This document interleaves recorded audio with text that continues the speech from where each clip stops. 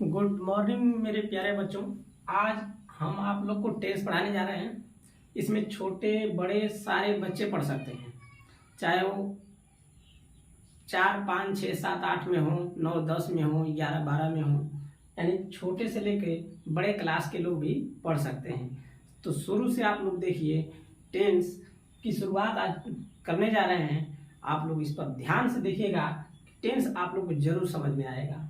ठीक है, सबसे पहले आप लोग देखिए, टेंस के बारे में थोड़ा बहुत आप सभी ने पढ़ा ही होगा और पहले से भी आप लोग पढ़ते आए हैं, जानते हैं, लेकिन हम पढ़ा रहे हैं इसलिए कि ताकि हम छोटे बच्चे भी बना नहीं पाते हैं, छोटे बच्चे भी जान जाएं और बड़े भी इस टेंस को समझें।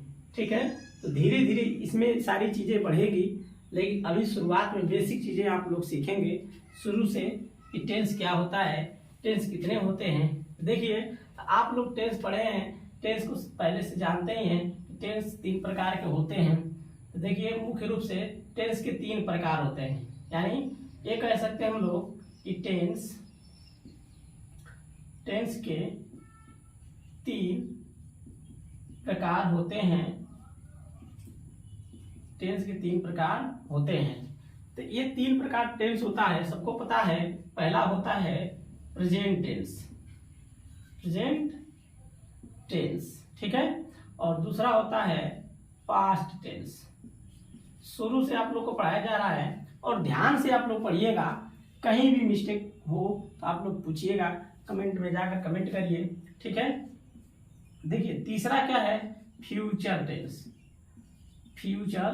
टेंस। इस तरह से बच्चे, प्रेजेंट टेंस को हम कहते हैं वर्तमान काल। क्या कहते हैं? वर्तमान काल। और पास्ट टेंस को कहते हैं हम लोग भूतकाल। और इसको कहते हैं हम लोग भविष्य काल। ठीक है, भविष्य काल। देखिए बच्चे, जो फ्यूचर टेंस होता है, तो फ्यूचर को टेंस के जैसे पढ़ा जाता है, लेकिन वास्तव में यह फ्यूचर टेंस नहीं होता, फ्यूचर को टाइम कह सकते हैं। ठीक है, फ्यूचर टाइम को ही हम टेंस के रूप में पढ़ते हैं। ठीक है, तो टेंस पढ़ने से पहले हमको वर्ब का ज्ञान होना चाहिए। तो जब वर्ब हमें पता है तभी हम टेंस में उसका यूज कर सकते हैं। तो चलिए आप लोग को वर्ब बता दें। ठीक है, तो वर्ब आप जान जाएंगे तो टेंस में कैसे वर्ब यूज होगा और कौन कौन सी वर्ब आएगी, आप लोग उसको कर सकते हैं। ठीक है, तो चलिए आप लोग को वर्ब बता दें, पहले इतना नोट कर लीजिए और इसके बाद वर्ब बताने के बाद हम टेंस पर आएंगे। ठीक है, तो वर्ब आप लोग जान जाए कि कितने प्रकार की होती है। ठीक है, देखिए बच्चे, आपने अब तक वर्ब 3 ही पढ़ा होगा। ठीक है, पढ़ाने वाले पढ़ाते हैं, हमेशा 3 ही वर्ब पढ़ाते हैं। देखिए, एक होता है फर्स्ट, ठीक है, दूसरा सेकेंड, थर्ड, ठीक, और एक होता है फोर्थ और फिफ्थ, यानी 5 प्रकार की वर्ब होती है। ठीक है, आए बच्चे बात समझ में आप लोग को? 5 प्रकार की वर्ब होती है। इन 5 का यूज हम टेंस में करते हैं। ठीक है, हर एक टेंस में अलग अलग वर्ब यूज होती है। देखिए, तो जैसे हम लोग ये फर्स्ट हो गया, सेकेंड हो गया, थर्ड, फोर्थ और फिफ्थ। तो इसी को आप लोग ऐसे भी कह सकते हैं, सीधा सीधा बोल सकते हैं V1, V2, V3, V4 और V5, इस रूप में बोल सकते हैं आप लोग। ठीक है, यानी जो फर्स्ट फॉर्म है V1, second form V2, third form V3, fourth form V4 और फिफ्थ फॉर्म V5, यानी हमारी 5 प्रकार से वर्ब होगी। ठीक है, इसको इसी नाम से हम लोग जानेंगे, V1, V2, V3, V4 और V5। इन 5 का यूज किया जाता है टेंसेस में। ठीक है, देखिए जैसे आप लोग लिखते हैं गो। ठीक है, तो गो हो गया आपका V1 और इसी का सेकंड फॉर्म होता है वेंट। ठीक है, और थर्ड फॉर्म क्या होता है? गॉन। ठीक है, और इसके बाद आता है गोइंग। ठीक है, ये होता है गोज। इस तरह आप लोग पढ़े होंगे। तो आपने सिर्फ 3 ही फॉर्म पढ़ा है, यूज इनका करते हैं आप लोग, लेकिन इसको इस नाम से परिचय नहीं कराया जाता है। इसको V4, इसको V5, इसमें लोग बता देते हैं इसे MV का फर्स्ट फॉर्म प्लस यस या ES जोड़ते हैं। ये कहा जाता है MV के फर्स्ट फॉर्म में प्लस ING जोड़ दिया। देखिए बच्चे, तो जो ING फॉर्म है इसी को V4 कहते हैं, जो S या ES जिसमें जुड़ता है इसी को हम V5 कहते हैं। ठीक है, इस तरह से तो इतना लिखने से अच्छा है कि हम V5 या V4 कहें।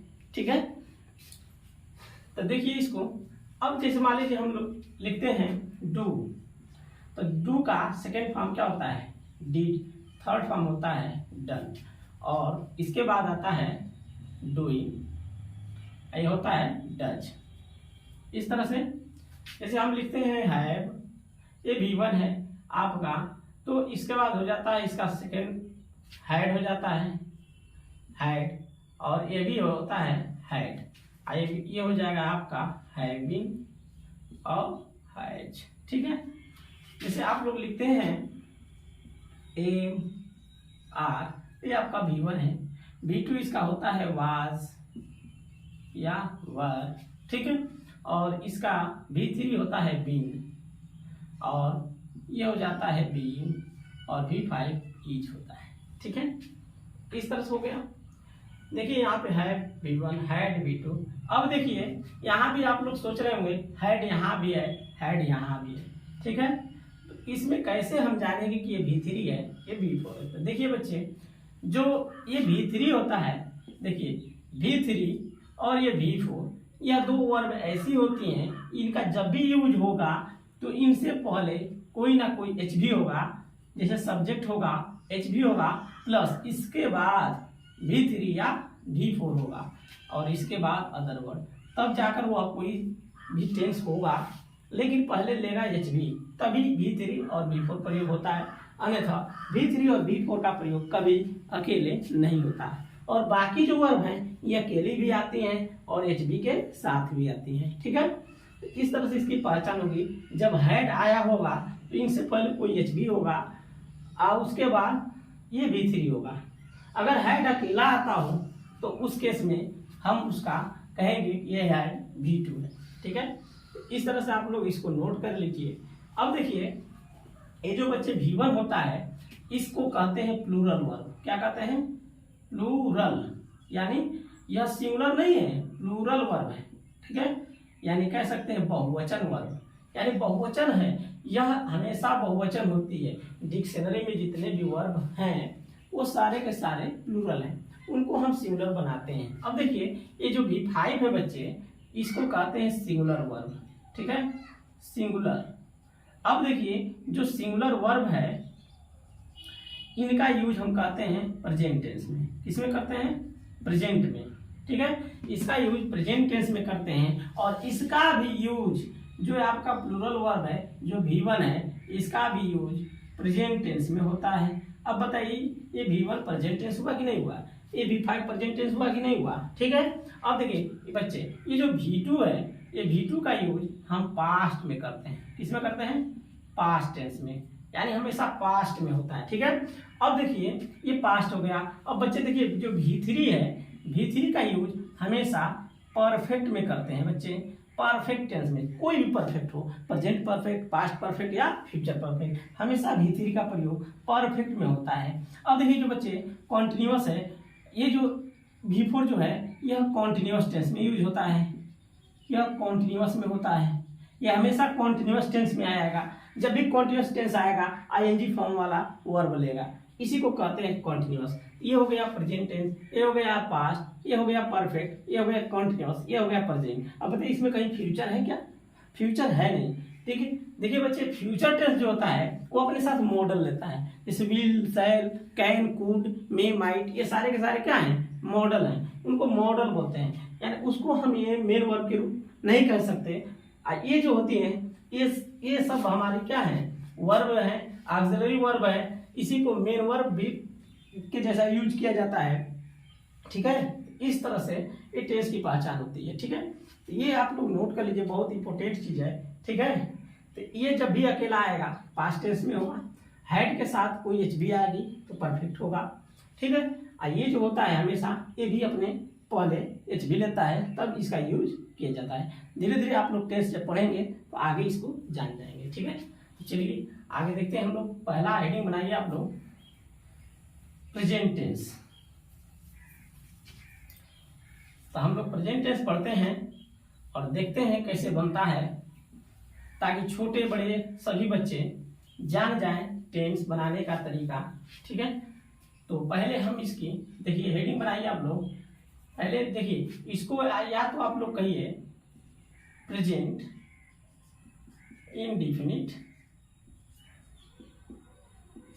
इंडेफिनिट टेंस, या इसी को आप लोग कह सकते हैं simple present tense, simple present tense. ठीक है, इसी को कहें प्रेजेंट इंडेफिनिट या प्रेजेंट सिंपल प्रेजेंट टेंस, दोनों एक ही चीज है। ठीक है, दोनों नाम से जान सकते हैं। अब देखिए बच्चे, इसकी पहचान क्या होती है। पहचान हम लोग पहले से पढ़ते ही आए हैं कि जिस हिंदी वाक्य के अंत में मान लीजिए आ जाता है, जिस हिंदी वाक्य के अंत में जिस हिंदी वाक्य के, देखिए थोड़ा और साफ लिखता हूं ताकि आप सभी लोग को दिखे, जिस हिंदी वाक्य के अंत में ता है, ती है, ता है, ती है और ते हैं, शब्द आया हो, शब्द आया हो और कार्य का होना पाया जाए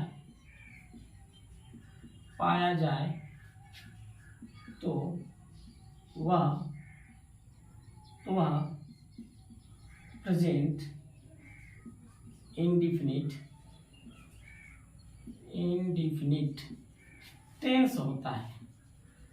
प्रेजेंट इंडेफिनिट टेंस होता है बच्चे। ठीक है, देखिए कहता है कि जिस हिंदी वाक्य के अंत में ता है, ती है, ते हैं शब्द आया हो और कार्य का होना पाया जाए तो वह प्रेजेंट इंडेफिनिट टेंस होता है। ये हो गया हिंदी की पहचान। ठीक है, तो हिंदी में ऐसे ही पहचान होती है ताकि हम इसको पढ़ते हैं तो जानते हैं कि प्रेजेंट टेंस है। देखिए ता है, ती है, ते हैं के अलावा कह रहा है कि कार्य का होना पाया जाए, और जब भी होना की बात होगी तो उसके वाक्य के अंत में, ठीक है, वाक्य के अंत में आपको क्या मिलेगा, है, हूं, हो और हैं मिलेगा। इस तरह का सेंस होगा, यानी इसके साथ ता नहीं जुड़ेगा, सिर्फ ये आएगा तो भी वो उसको कहेंगे प्रेजेंट इंडेफिनिट टेंस है। ठीक है, ना कि और कोई टेंस है। ठीक है, तो इस तरह से आता है। तो इतना आप लोग इसको नोट करिए, ये हो गई इसकी पहचान। ठीक है, अब आपको V1 V5 बता चुके हैं। देखिए अब देखिए इसका रूल क्या कहता है। रूल 1 कह रहा है कि यदि सब्जेक्ट एक वचन हो, यदि सब्जेक्ट एक वचन यानी सिंगुलर हो, क्या हो, सिंगुलर अगर हो तो इनके साथ जो वर्ब लगाएंगे उसका नाम V5 होगा। ठीक है, यदि सब्जेक्ट एक वचन या सिंगुलर हो तो उसके साथ V5। ठीक है, अगर दूसरा रूल कहता है कि यदि सब्जेक्ट क्या हो, बहुवचन हो, क्या हो, बहुवचन यानी प्लूरल हो, तो इसके साथ V1 लगाएंगे। जब सब्जेक्ट सिंगुलर होगा V5 वर्ब लेगा, जब सब्जेक्ट प्लूरल होगा तो V1 लेगा। ठीक है, तो जिसमें हम यस या यस लगा देते हैं बच्चे, वो आपका हो जाता है V5, और जिसमें कुछ नहीं लगता है वो होता है V1। ठीक है, तो यहाँ तक नोट करिए। ठीक है, अब चलिए सब्जेक्ट इसका लिख कर बता दें कि किसके साथ V5 और किसके साथ V1 लगेगा। ठीक है, चलिए देखते हैं, यहाँ तक नोट करिए आप लोग। चलिए देखिए, अगर आपका सब्जेक्ट के रूप में आ जाए ही, या आ जाए सी, या इट आ जाए, ठीक, या तो किसी का नाम आ जाए, इन सब के साथ बच्चे V5 का प्रयोग करना। V5 अगर आपका आ जाता हो सब्जेक्ट आई, आ जाता हो वी, आता हो दे या यू, ठीक है, आई वी दे यू, अगर इस तरह का सब्जेक्ट आए आई वी दे यू, तो इन सब के साथ बच्चे लगा देना V1। और दूसरा रूल कहता है कि जब कोई नाउन, दो नाउन एंड से जुड़े हों, यानी नाउन के बीच में यहाँ पर एंड आया हो, नाउन प्लस एंड, फिर इसके बाद नाउन आया हो, ये दोनों प्लूरल का काम करते हैं, तो इनके भी साथ हम लगा देते हैं V1। क्या लगा देते हैं? V1। यानी जैसे राम एंड श्याम, जैसे राम एंड श्याम, तो इस तरह से रहेगा, तो इसके साथ भी V1 का प्रयोग होगा, यानी दोनों मिलकर बहुवचन हो जाते हैं। ठीक है, तो चलिए अब इसका स्ट्रक्चर हम लोग देखते हैं और उस पर सेंटेंस बनाते हैं। ठीक है, यहां तक हो गया बच्चे, नोट कर लिए आप लोग इसको। तो चलिए इसको देखते हैं। देखिए अब इसका देखिए पॉजिटिव रूल क्या कहता है, यानी कह सकते हैं पॉजिटिव का मतलब साधारण, यानी जब साधारण वाक्य हो तो क्या नियम लगेगा, तो पहले लगाएंगे हम लोग सब्जेक्ट प्लस V1 या V5 प्लस यहाँ पे लगाएंगे ऑब्जेक्ट या अदर वर्ड कर लीजिए। ठीक है, अब देखिए सब्जेक्ट लिखेंगे, फिर दोनों वर्ब में से कोई एक वर्ब आएगी, फिर अदर वर्ड आएगी। ठीक है, ठीक है, और लास्ट में यह सेंस है का भी दे सकता है और ता है ती है भी दे सकता है। अब देखिए जैसे हम एक सेंटेंस लिख रहे हैं, जिसे कह दिया जाए राजू क्रिकेट खेलता है, राजू क्रिकेट खेलता है। एकदम सिंपल सा सेंटेंस है बच्चे, एकदम सिंपल सा, आप लोग एकदम आसानी से बना लेंगे। देखिए राजू किसी लड़के का नाम है, क्रिकेट का क्रिकेट ही होता है, खेलना की अंग्रेजी प्ले होती है बच्चे। क्या होती है? प्ले मतलब होता है खेलना। ठीक है, आप लोग को वर्ब याद करना पड़ेगा, वर्ब जब याद नहीं रहेगा तो आप लोग सेंटेंस में उसको रख नहीं पाएंगे। तो आप लोग को याद करने का फर्ज क्या है? वर्ब याद करेंगे तभी इसका यूज कर पाएंगे। तो खेलता, देखिए लास्ट में ता है आया, यानी यही हमारा वर्ब है, तो इसका वर्ब होगा खेलना का अंग्रेजी होगा प्ले। तो देखिए हम राजू की जगह राजू नाम है, तो सब्जेक्ट का राजू हो गया, राजू ही तो खेल रहा है, तो राजू हो गया सब्जेक्ट, यहाँ लिखेंगे राजू। ठीक है, अब कह रहा V1 V5, अब बता चुके हैं कि जब ही सी इट नेम आए तो V5 बोलिए, यहाँ पे वर्ब है ना, तो अब कहता है V5 लगाइए, तो V5 तभी ना होगा जब यस या यस जोड़ेंगे। तो देखिए राजू के बाद यहाँ लिखेंगे प्ले, ठीक, और इसमें हम यस को लगा देंगे बच्चे, तो राजू प्लेस होगा, क्या कर रहा है? क्रिकेट, तो राजू प्लेस क्रिकेट, यहाँ जाएगा CRICKET। इस तरह से बन गया बच्चे, इतना आसान है, कोई कठिन नहीं है, बस इसको देखकर इस तरह बना लेंगे। अब एक नियम और आप लोग को बता दे रहे हैं कि कब यस या कब ES लगता है, कौन से वर्ब में यस या और ES लगता है, उसको चलिए लिख देते हैं, तो फिर इसी पर हम आते हैं। ठीक है, देखिए रूल लिखिए, आप लोग बोल रहे हैं हम, इसको आप लोग नोट कर लीजिए। नियम कहता है कि जिस वर्ब के अंत में कोई भी ऐसा वर्ब हो कि जिस वर्ब के अंत में, ठीक है, जिस वर्ब के अंत में आपका दे दिया हो, देखिए यस दे दिया हो या डबल एस आया हो, CH आया हो, H आया हो, X आया हो, O आया हो, ये इतनी अक्षरें अंत में अगर आई हो तो इसमें हम ES का प्रयोग कर देते हैं। क्या कर देते हैं?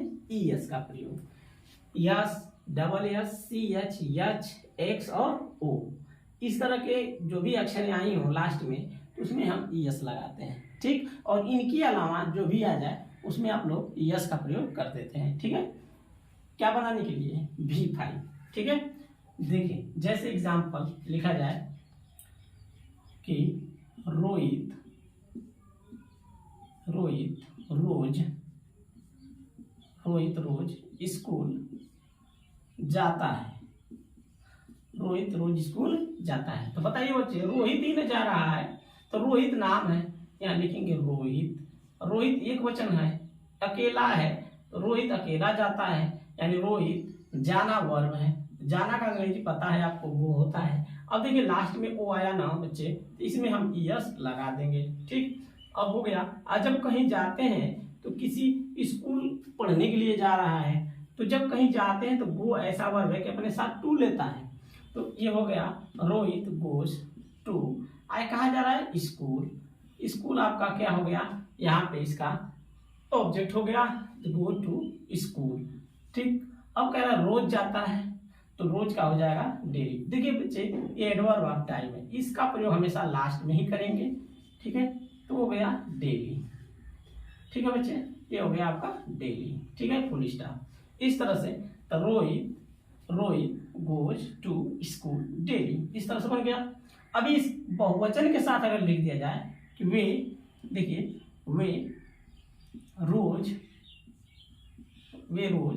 स्कूल जाते हैं। वे रोज स्कूल जाते हैं बच्चे। तो वे मतलब बहुत लोग हैं, बहुत बच्चे हैं।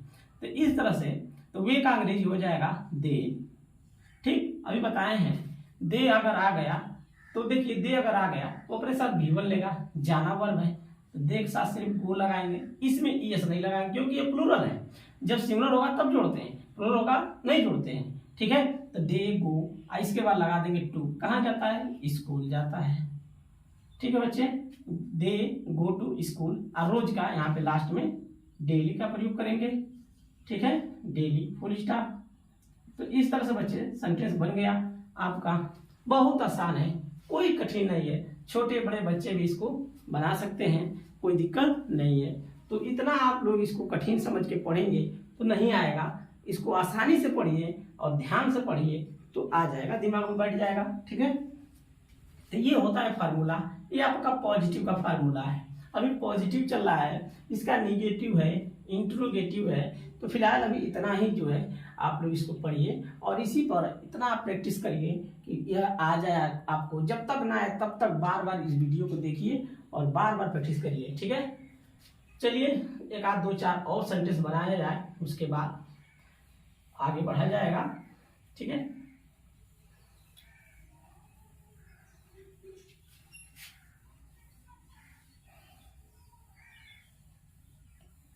चलिए बच्चे देखते हैं। कह दिया जाए, ये आप लिख लीजिए, जैसे सब्जेक्ट V1 या V5 अदर वर्ड, ये सामने रूल है, इसको देखकर बनाएंगे हम लोग। देखिए लिख दिया, शेर जंगल में रहता है। शेर जंगल में रहता है। अब बताइए कौन रहता है, शेर रहता है। तो शेर हो गया आपका सब्जेक्ट, तो लिखेंगे द लायन।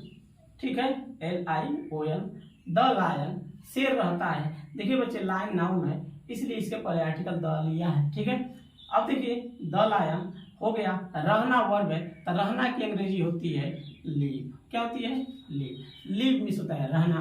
अब बताइए शेर एक वचन है, इसलिए हम यहाँ पे क्या लिखेंगे, लीव्स लिख देंगे। द लायन लीव्स, कहाँ रहता है, जंगल में, हो जाएगा इन द फॉरेस्ट। इस तरह से बच्चे बन जाएगा फॉरेस्ट। ठीक है, फॉरेस्ट हो गया। तो इस तरह the lion lives in the forest हो गया। अब ये इतना सिंपल है, अब इतना आसानी से आप लोग इसको बना सकते हैं, कोई इसमें परेशानी की बात नहीं है। ठीक है, शेर जंगल में रहता। अब जैसे कह दिया जाए कि राम और श्याम। अब देखिए बच्चे राम और श्याम, पहले देखिए इसका स्ट्रक्चर लिख लीजिए, एक और स्ट्रक्चर, ये इसके अलावा सब्जेक्ट यहाँ लिखिए इज, एम और आर। इस तरह से अगर आ जाए subject plus is, am, are, और इसके बाद आपको क्या लगा देना है, नाउन। तो नाउन जब आएगा तो आर्टिकल लेता है, जब लेकिन दो नाउन एक साथ मिल जाते हैं तो वो बहुवचन हो जाते हैं। ठीक है, तो subject plus is, am, are plus यहाँ पे लिख सकते हैं ए या एन, प्लस यहाँ लिख सकते हैं नाउन और अदर वर्ड। अब देखिए बच्चे यहाँ पर ये सेंस देगा है, हूँ और हो और हैं का। ठीक है, इस तरह का सेंस देगा। ठीक है, ये चीज इसे कह दिया जाए कि वह एक विद्यार्थी है, वह एक विद्यार्थी है। ठीक है बच्चे, वह एक विद्यार्थी है।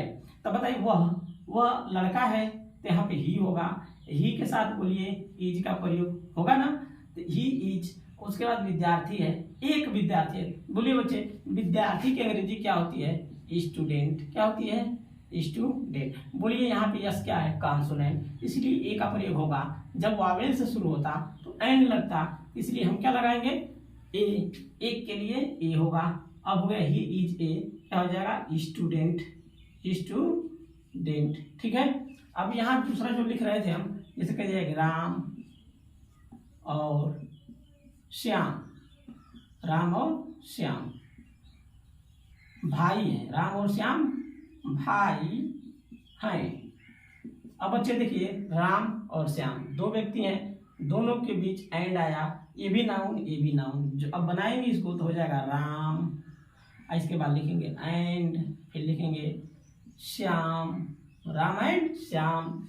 अब देखिए, अब दोनों हो गए, तो बोलिए इज एम आर में से कौन आएगा बच्चे, आर आएगा ना, क्योंकि बहुवचन हो गया इसलिए हो जाएगा आर। ठीक है। तो राम एंड श्याम दोनों हो गया, आर, आर मतलब हैं, क्या है, भाई। तो Ram and Shyam are brothers, क्या हो जाएगा, ब्रदर्स, क्या हो जाएगा, ब्रदर्स, यानी अपने में भाई हैं। तो Ram and Shyam are brothers. इस तरह से आप लोग इसको बना लेते हैं। ठीक है। चलिए राम एंड श्याम, चलिए आगे यहाँ बना रहे हैं एक और सेंटेंस राम एंड श्याम से।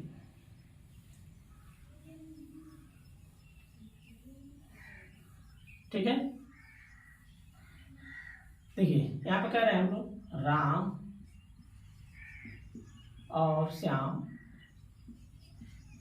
राम और श्याम, राम और श्याम कक्षा में, राम और श्याम कक्षा में पढ़ते हैं, राम और श्याम कक्षा में पढ़ते हैं। अब बताइए ताहत ये आया, तो यहाँ पे लिखेंगे राम एंड क्या हो जाएगा, श्याम, राम एंड श्याम।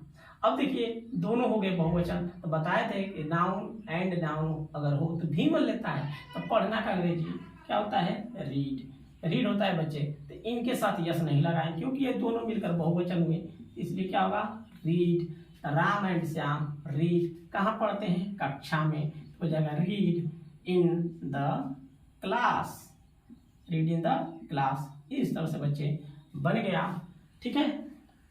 तो आज के दिन इतना ही, और यहाँ तक आप लोग प्रैक्टिस कर लीजिए, और आगे आप लोग को इसका नेगेटिव, इंटरोगेटिव और भी अधिक मिलेगा, EMR पे भी मिलेगा। ठीक है।